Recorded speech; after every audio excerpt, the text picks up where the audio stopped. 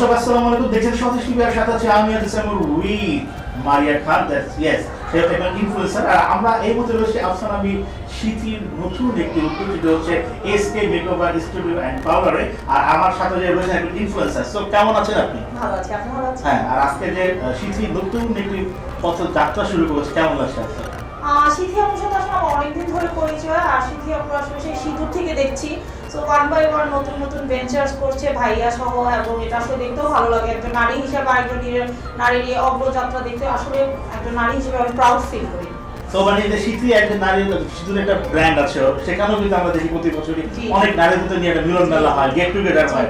তো শীতির পথ চলা তো আপনি দেখেছেন। তো এই যে সফল হয়েছে আপনি বললেন, তো নতুন যদি ফলো করা উচিত, কিভাবে কাজ করা উচিত?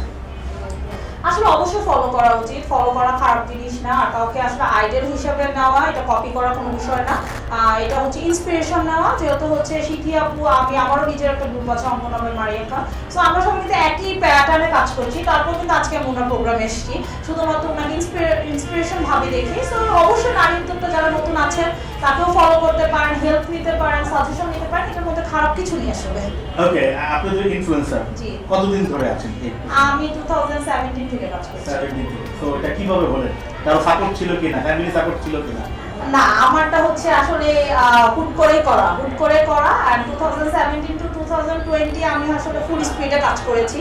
তারপর আবার বিয়ে হয়ে যাওয়ার পর আমার বেবি হওয়াতে আমি হচ্ছে ম্যাটারনিটি লিভে ছিলাম। তো 2023 থেকে আমি আবার কাজ শুরু করেছি, 24 সেপ্টেম্বর থেকে।